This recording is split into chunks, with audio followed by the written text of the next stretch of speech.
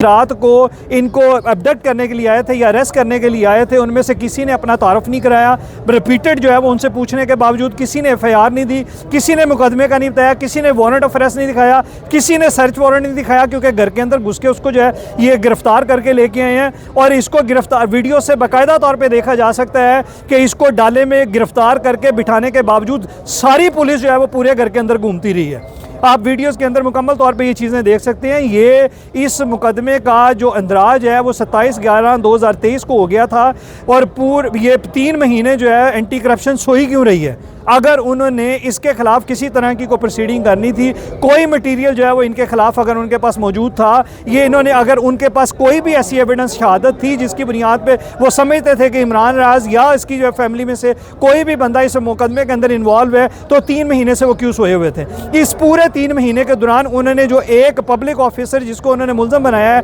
तैयब नामी आदमी जो असिस्टेंट डायरेक्टर है फिशरीज़ डिपार्टमेंट का, जो रोज़ अपने दफ्तर जा रहा है, रोज़ अपने घर जा रहा है, सरकारी रहायशगाह पे जा रहा है या घरेलू रहायशगाह पे जा रहा है, आज तक इन्होंने 3 महीने से क्यों नहीं गिरफ्तार किया उसे। इस पूरे 3 महीने में इन्होंने क्यों नहीं इमरान रियाज की गिरफ्तारी की कोशिश की। ये सारी की सारी जो मूव है वो मेलाफाइडी नज़र आती है। अगर इनके पास किसी तरह का कोई मटीरियल होता, एंटी करप्शन की अपनी कोई ज़ाती व्हील होती, इनके खिलाफ कोई इंडिपेंडेंट जो है वो एविडेंस की बुनियाद पर कोई केस बनता नज़र आता होता, तो ये पिछले 2 साल से खामोश ना रहते। ये जो है वो इमरान रियाज को भी गिरफ्तार करते, इसके फैमिली मेम्बरान को भी गिरफ्तार करते और इनसे पहले उस इदारे के मेंबर को, वो जो फिशरीज़ के जो मुल्ज़म बनाए हुए हैं इन्होंने, उनको सबसे पहले गिरफ्तार करते। कि इन्होंने आज तक ऐसी कोई एफर्ट जो है वो उनकी फाइल पे नज़र नहीं आई कि किसी एक को भी इन्होंने इंडिपेंडेंटली जो है वो गिरफ्तार करने की कोशिश की हो। आज अचानक आनन फानन आके जो है वो घर में 3 दर्जन जो है वो लोग लेके घुस जाना, उनको गिरफ्तार करना,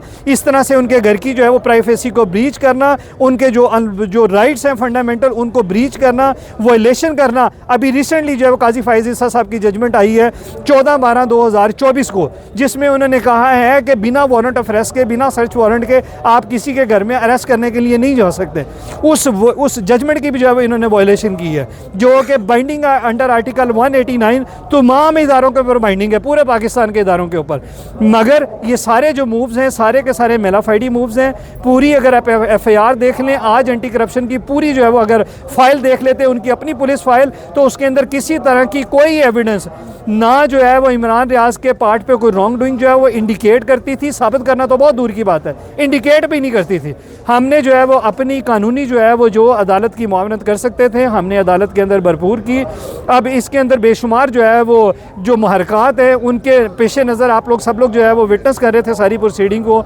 इनको बहरहाल अदालत ने आज रिमांड देने से जो है मुकम्मल तौर पे इनकारी कर दी है और इनको जुडिशल कर दिया। अब हम जो है वो डेफिनेटली जो है वो we will be filing I mean his pre post arrest bail, और जो है वो जिसके लिए हमने वकालतनामे असाइन करवा ली हैं अदालत से। और आज ही जो है हम कोशिश करेंगे, अगर हमें एंटी करप्शन की अदालत खुली मिल गई तो आज ही फाइल करेंगे, वरना इंशाल्लाह जो है वो हम कल जरूर जो है उसको फाइल करेंगे। मुबैना तौर पर एक कैंपेन इमरान रियाज के ख़िलाफ़ जो है वो शुरू की गई, तो क्या नहीं लगता कि जैसे एक सिलसिला था पहले बना था मुतअद्दिद एफआईआर्स का, उनकी गिरफ्तारियों का, उसको बुनियाद बनाकर जो है वो इसी तरह पूरे पाकिस्तान में गिरफ्तारियां की जा सकती हैं? और अगर इस तरह की कोई चीज़ है तो आपकी तरफ से काउंटर हिकमत अमली आप क्या हो? देखिए, आपने 2 चीज़ें देखनी है कि ये इमरान रियाज अपनी फैमिली के साथ उम्रा की अदायगी के लिए जाना चाहते थे, एक पाकीज़ा जो है वो फ़र्ज़ अदा करने के लिए जाना चाहते थे, एक सेक्रेट जो है वो ड्यूटी अपनी अंजाम देने के लिए जाना चाहते थे। इनको एयरपोर्ट से रोक लिया गया।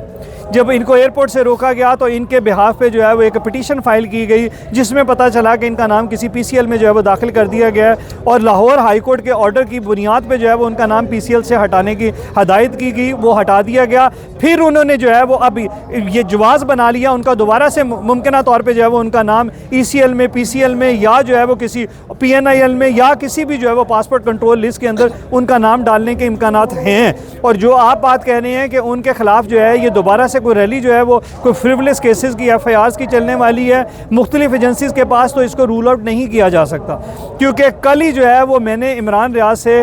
उनका बयान जो है, उनका reply to call up notice जो है वो साइन करवा के मंगवाया था, जो आज हमने एफआईए साइबर क्राइम के सामने पेश होना था। एफआईए साइबर क्राइम ने अभी रिसेंटली असद तूर को और इमरान रियाज को नोटिस सर्व किए थे और उन्हें आज के लिए जो है वो तलब किया हुआ था अपने सामने पेश होने के लिए, जिसमें उन्होंने किसी भी तरह की जो डिटेल्स हैं हैं, जो एलिगेशंस हैं या जो मटेरियल उनसे प्रोब किया जा रहा था या उनके ख़िलाफ़ जो है वो कंसिडर किया जा रहा है, उसकी डिटेल्स नहीं दी हुई थी। इसी की बुनियाद पे जो है वो इमरान रियाज का एक बड़ा डिटेल किस्म का कॉम्प्रिहेंसिव किस्म का रिप्लाई तैयार हुआ। रात ही जो है वो मेरे पास, बल्कि आप लोगों में से कुछ लोग यहाँ पे मौजूद हैं जिन्होंने जो है वो अपने सामने जो साइन होते हुए देखा है वो रिप्लाई आज हम जो है वो एप्रीहेंड कर रहे थे। रात भी हम ये एप्रीहेंड कर रहे थे कि अगर उठाया गया तो मुमकिन तौर पर शायद साइबर क्राइम की तरफ से ये जो है वो कोई मूव ना हो, लेकिन बाद ऐसा जो है वो हमें उसकी कंफर्मेशन आई अपने सोर्सेज के ज़रिए से कि साइबर क्राइम ने नहीं किया। बट सुबह जो है वो फिर हमें अर्ली मॉर्निंग जो है वो खबर मिली कि ये एंटी करप्शन ने जो है उसको कर लिया। ये रात बिल्कुल जो है वो चोरों की तरह घर में घुसे हैं, बिना कोई FIR दिखाए, बिना कोई सर्च वारंट दिखाए, बिना कोई वारंट ऑफ अरेस्ट दिखाए, बिना किसी मुकदमे की डिटेल्स दिए, बिना अपना तारफ़ कराए, बिल्कुल नामालूम अफराद की तरह जो है ये वहाँ से घर से गिरफ्तार करके, या आप उसको गैर कानूनी तौर पे अगवा करके भी कह सकते हैं, लेके आए हैं। जब बहुत ज़्यादा शोर जो है वो मीडिया पे चल गया तब जो है वो इन्होंने अपनी उसकी जो कस्टडी है वो क्लेम नहीं की, बल्कि चोरों की तरह लाके अदालत में पेश कर दिया। अगर इनके पास कोई मुकदमा था जो 27/11/2023 से FIR के मुताबिक रजिस्टर्ड था, तो आज तक इन्होंने 3 महीने उसको गिरफ्तार करने के लिए क्यों कोई कोशिश नहीं की? तो ये सारी चीज़ें इसकी मेलाफाइडी जो है मूव जो है वो बताती हैं और मेलाफाइडी जो है वो इंडिकेट करती हैं। इस मुकदमे का एक अहम नुकता ये भी है कि इमरान रियाज साहब के वालिद और भाई उनको भी नामजद किया गया, तो उस हवाले से क्या आप कानूनी चार्जशीट करी जाए? देखें, अगर तो आप देखें FIR के नकात को और FIR के कंटेंट को और FIR जो इनके पास मटीरियल मौजूद था, तो बिल्कुल सिरे से ये मुकदमा नहीं बनता। किसी तरह की कोई रॉन्ग डूइंग की उनके पास कोई एविडेंस नहीं थी। ये इस केस में ज़ीरो एविडेंस थी, बिल्कुल किसी तरह की फाइल में से कोई चीज़ जो है वो मटेरियल की इंडिकेट जो है वो ना प्रोसिक्यूटर साहब कर सके, ना एंटी करप्शन के IO साहब कर सके, और कोई ऐसी चीज़ जो है वो वहाँ पे नज़र नहीं आई जिसकी बुनियाद पे जिसको अदालत ने अपने नुक्ता नज़र में, अपने जुडिशल विजडम में मुनासिब समझा के जो है वो इनको रिमांड ना दें और फिजिकल रिमांड ना दें और जुडिशल रिमांड पर उन्होंने जेल भेज दिया। मगर हमारी जो है वो अदालत से एक्सपेक्टेशन यही थी कि इस तरह के केस के अंदर अदालतों को करज दिखानी चाहिए, ब्रेविटी दिखानी चाहिए। अगर किसी के खिलाफ कोई केस नहीं बनता, डेफिशिएंट एविडेंस का कोई मामला है, तो फिलफौर उसी वक्त वही लम्हा उसी लम्हे पे जो है वो उसको डिस्चार्ज करना चाहिए, क्योंकि डिस्चार्ज की से केस बंद नहीं होते,